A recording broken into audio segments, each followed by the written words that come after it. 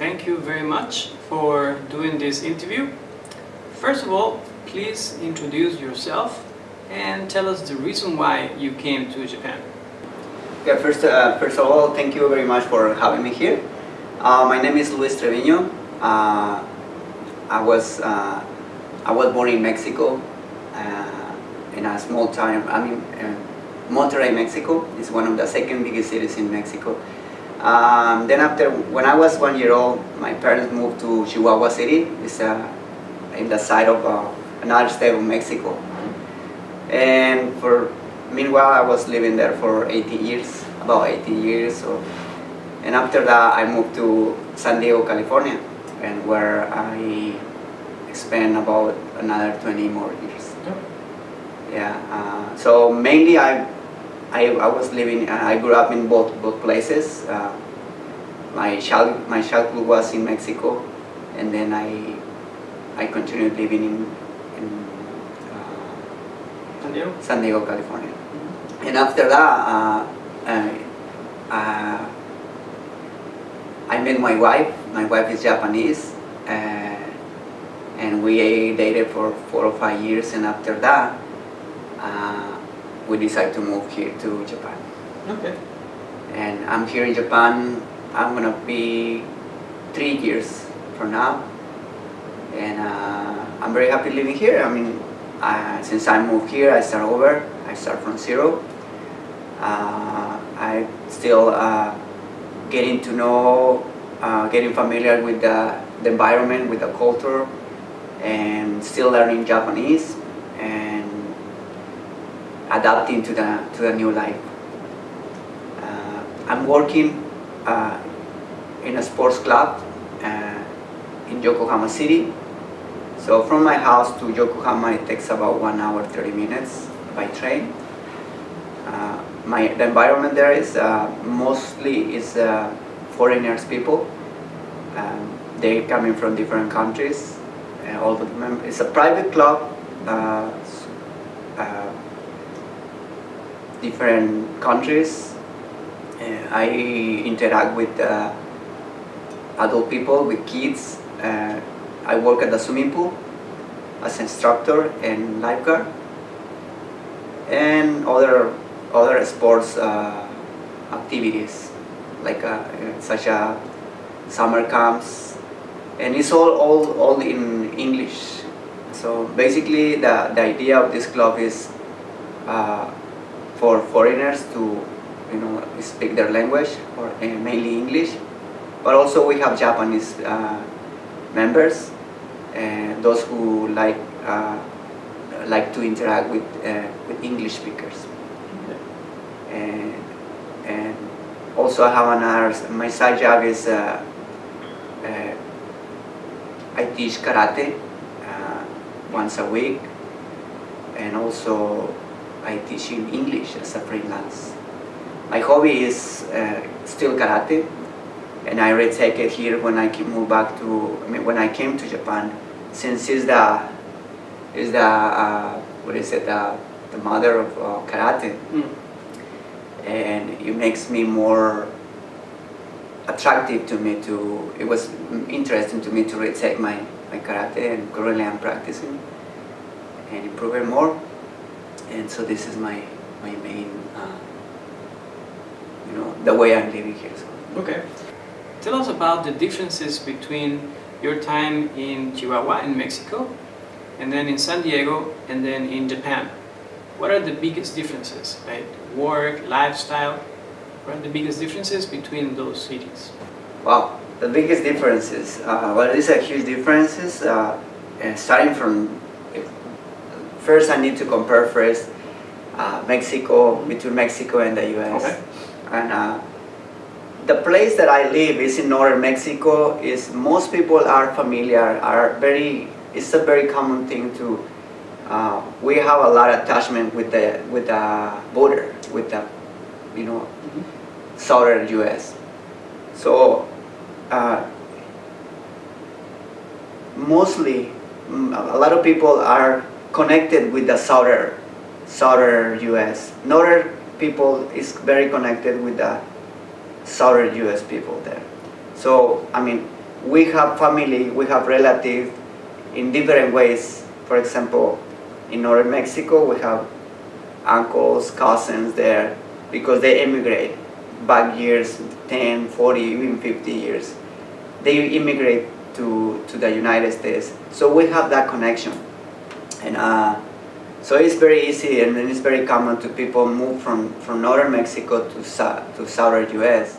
What is the difference is the life is more,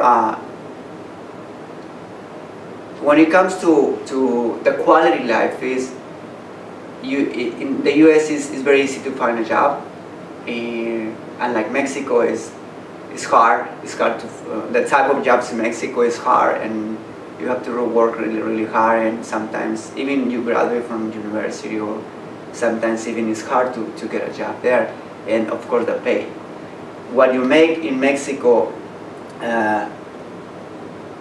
it works less, it pay less, and also what you spend in Mexico is unbalanced. And if you work in the US and you live in the US, you get higher payment, higher paid, but also it's a little bit higher to the life there. But you still have more to get. You get more out of it. People in Mexico is humble. It's people that work hard, always smiling. It's happy to be in Mexico as well. I miss sometimes being there because people are more cheerful, more happy. They love music. I love music too. So I still have my roots there. I still have my heart from there, and something that you miss when you live in the States.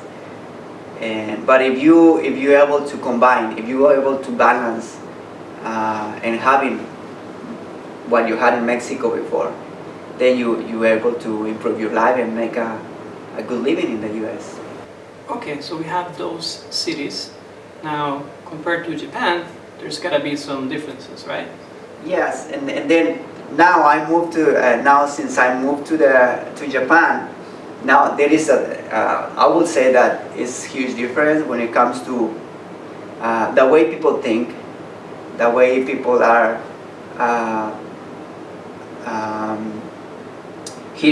Everything is so methodic, like everything is. I always say, sometimes I joke with my wife, like, oh, if there is no manual there, they can do nothing about it. So I always kind of joke with her in a way that whenever you need a procedure of something, there is a procedure here. There is a way to do it. And if you don't know the way to do it, it's like you can do nothing about it. And so this is a way here. In the US, for example, is if you don't know how to do it, you have to figure out how to do it. Or you're gonna learn, you're gonna find out how you're gonna fix that problem, or how you're gonna solve something comes to your life. But there is a way, and you gotta go through certain procedures to do it. I always say, oh, there is a manual. If there is no manual, you can answer that question. But anyway, so this is just a comparison about how people think in different ways. But in the other hand, when it comes to the people here are nice, very polite, very respectful to others. I really admire that. When I first came here, I was impressed by how they treat foreigners. Very nice, very polite.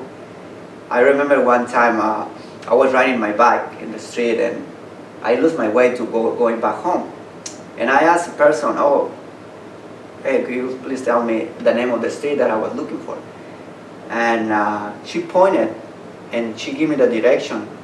She pointed me a certain way and then, okay, thank you. And then suddenly, as I was leaving, I realized that I feel like somebody was following me. And he was running. I was in my bike and I was running, and this person was running behind me. And then what happened? Oh, sumimasen, in Japanese, excuse me, I give you the wrong direction. Wow. you know, and I mean, it took some, maybe 1 block or maybe 2 blocks behind me when I realized somebody was following me. And she took the, you know, she took the effort to follow me and reach me and tell me, I'm sorry, I give you the wrong direction. And then he explained me again the direction more carefully. How about the image you had before coming to Japan and after you came? It's been 3 years, right? So did it change or is it the same image? Before I moved here, I was kind of like familiar a little bit because my wife, I was living there, and I had a feedback from my wife, and I was kind of like expecting, you know. But you gotta be here. You need to be here too. There is no way to describe Japan. I still, even at this point, if I go to, I went already a couple of times to Mexico and San Diego to see my parents. And when we talk, as we're talking here, I'm talking with my family, and they ask me to describe how is Japan. It's very hard to describe because you have to see it, you have to live it. It's an amazing place that you cannot compare with other countries. It has something unique. It has the way life is here is so different than in the other way. The way they think here is way different. It's very hard for me to describe, but all I say is when it comes to minds, of course, the mind is, I would say that the people here are little bit shy. They're shy, they don't speak much. When they speak slow, low.